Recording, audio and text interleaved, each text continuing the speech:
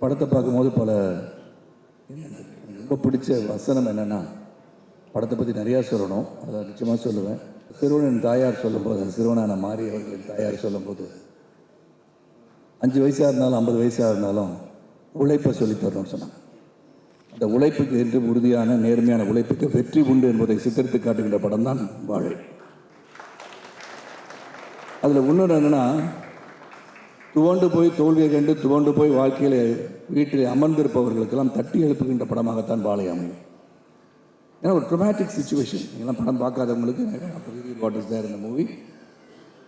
அந்த ட்ரொமேட்டிக் சுச்சுவேஷனில் after losing a lot of people இந்த ஹோம் வில்லேஜ் ஹவுஸ் எல்லாம், அந்த சுச்சுவேஷன் விட்டு மீண்டு வந்து தன்னுடைய சினிமாவின் மோகத்தை, கட்சிப்பை மோந்து பார்த்த அந்த மோகத்தை, அந்த சினிமா மோகத்தை வளர்த்து கொண்டு சினிமா எடுக்கணும்னு வந்து மிகப்பெரிய ஒரு இயக்குனர் வந்து அமர்ந்திருக்காருன்னு சொன்னால் it is not an easy task.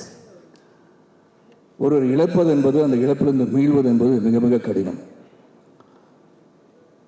என்னுடைய மூத்த அந்த சகோதரனை முதல் நான் இழந்தேன், தந்தையை இழந்தேன், மிகப்பெரிய சோகம்.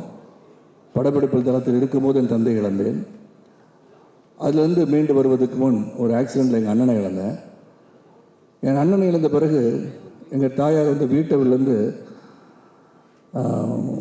அவங்க ரூம்லேருந்து வெளியே வரல. ஏன்னா அவன் தான் தலைமகன். தலைமகனை இழந்த சோகத்தை வெளிக்காட்டாமல், அந்த சோகத்தை உள்வாங்கி, வேண்டுமென்றே நடக்காமல் எழுந்து நடக்கவே மாட்டேன் என்ற உறுதியோடு இறுதி வரை இருந்து மறைந்தவர் தான் என் தாயார். என் மைத்துனர் இழந்தேன். இப்படி வரிசையாக நிறைய பேர் இழந்த பிறகு ஒவ்வொரு முறையும் நான் கற்றுக்கொண்ட பாடம், ஒரு சோகத்தை மனதில் இருந்தால் கூட அந்த சோகத்தை விட்டு மீண்டு வருவதற்கு பல நாட்கள் ஆகிவிட்டன.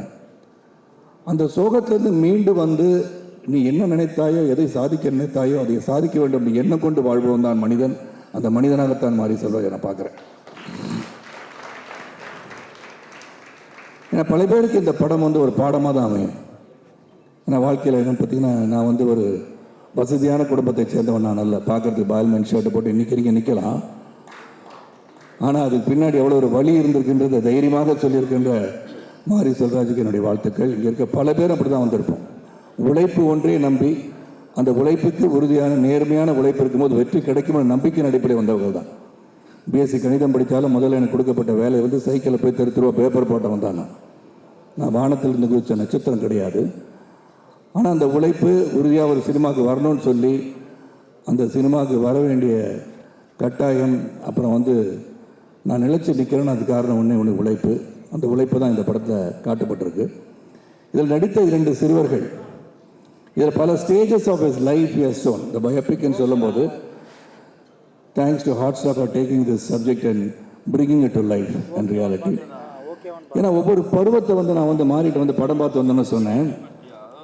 எல்லாருக்குமே, என்னை உள்பட, பள்ளிக்கூடத்தில் வந்து படிக்கும்போது 8ஆம் கிளாஸில் ஒரு டீச்சரை லவ் பண்ணவன் தானா.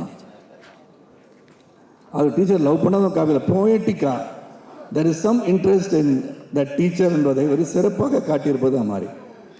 ஏன்னா அந்த கர்ச்சீஃபை கொண்டு போயிட்டு அப்புறம் உண்மை நிலையை உணர்த்த வேண்டும் என்று சொல்லி நான் உங்கள்கிட்ட நான் எடுத்தது உங்கள் கர்ச்சீஃப் தான் சொல்லி திருப்பி போய் கொடுக்கும்போது, அவங்க அதை கொடுத்தவன அந்த சிறுவனின் முகத்தில் இருக்கிற மகிழ்ச்சியை பார்க்கும்போது, இதெல்லாம் வந்து nuances of happiness during school days, இதெல்லாம் வந்து ரொம்ப சிறப்பாக காமிச்சிருக்காரு.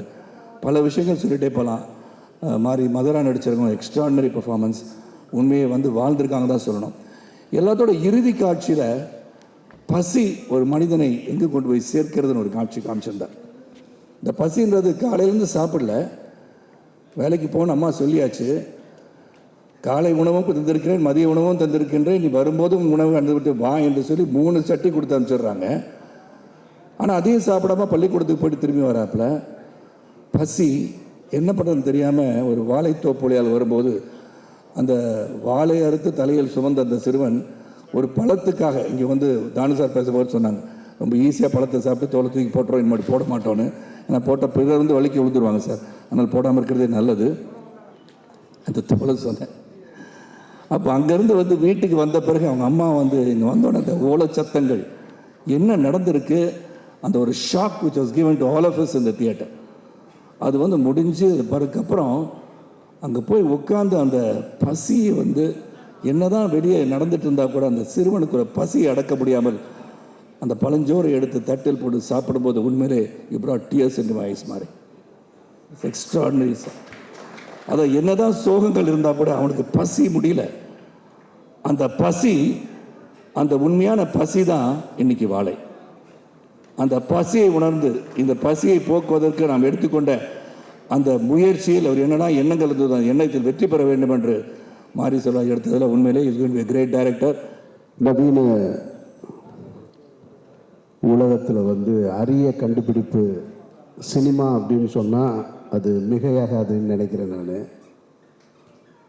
அப்படிப்பட்ட சினிமாவை இங்கே எல்லாருமே பல விதமாக பார்த்துட்ருக்காங்க. பொழுதுபோக்குக்காக சினிமா எடுக்கப்படுது, சிலர் பணம் சம்பாதிப்பதற்காக சினிமாவை எடுத்துகிட்ருக்காங்க, சிலர் புகழை சம்பாதிப்பதற்காக சினிமா எடுத்துகிட்ருக்காங்க, இன்னும் சிலர் அதிகாரத்தை பிடிப்பதற்காகவும் சினிமாவை எடுத்துகிட்ருக்காங்க. அதில் சினிமா என்பது தான் பேச நினைக்கிற அரசியல், தான் சார்ந்திருக்கிற அரசியல் அப்படின்ற எண்ணத்தோடு அணுகுகிற சில இயக்குநர்கள் இருக்காங்க. அது வெற்றிமாறன் இருக்கார், ரஞ்சித் இருக்கார், அந்த வரிசையில் மாரி செல்வராஜ் இருக்கார். நானெல்லாம் திரையில் அரசியல் பேசுகிற ஆள் கிடையாது, தரையில் மட்டும்தான் பேசுகிறது, அதனால் திரைக்கு போகிறதில்ல. அந்த வகையில் வாழை மாரி செல்வராஜ் பேச நினைக்கிற அரசியலாகத்தான் அந்த படத்தை பார்த்தேன். வாழ்க்கையில் இந்த ஒரு ஆணுக்கு பெண் மேலே ஈர்ப்பு வர்றது சின்ன வயசுலேருந்து வரும். அது திருமணமாகிற நேரத்தில் பொண்ணு எப்படா வேணும்னு கேட்டால் ஆண் சொல்லுவான் எங்கள் அம்மா மாதிரி வேணும்மா, பெண்கள்கிட்ட கேட்டால் எங்கள் அப்பா மாதிரி ஒரு மாப்பிள்ளை வேணும்னு சொல்லுவாங்க. இன்னும் சிலர் எங்கள் டீச்சர் மாதிரி வேணும்னு கேட்பாங்க. அதில் மாரி செல்வராஜ் சின்ன வயசுலேயே அவருடைய டீச்சரை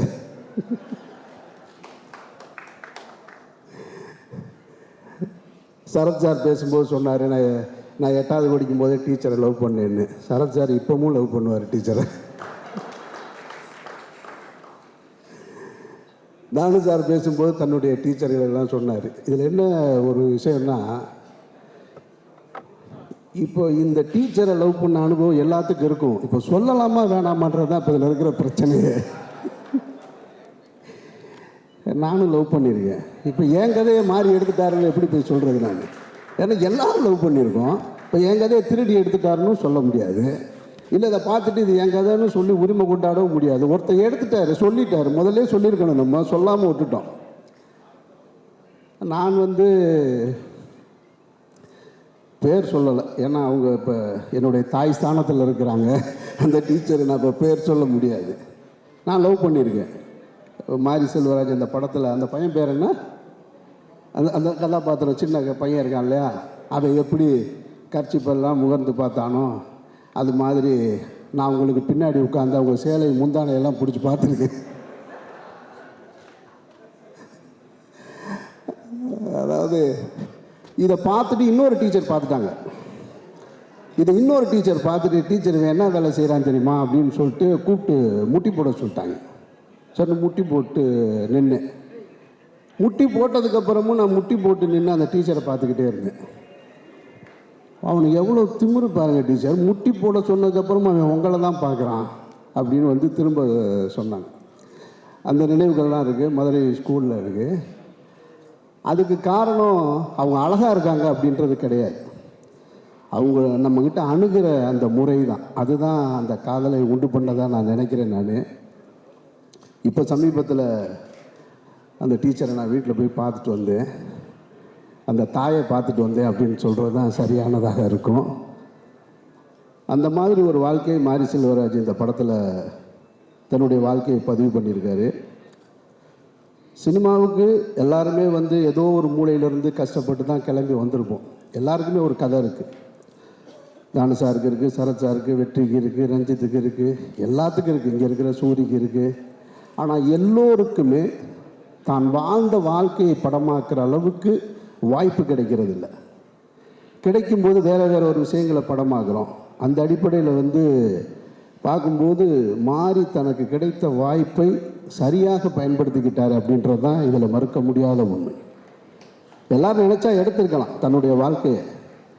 ஆனால் மாறி மட்டும்தான் தனக்கான தான் பார்த்ததை இதை படம் பண்ணியே ஆகணும்னு ஒத்த காலில் நின்று இந்த படத்தை எடுத்திருக்காரு. மாறி வாழ்த்துக்கள். இந்த படத்தின் மூலமாக நீங்கள் எவ்வளோ பணம் சம்பாதிக்க போகிறீங்கன்னு எனக்கு தெரியாது.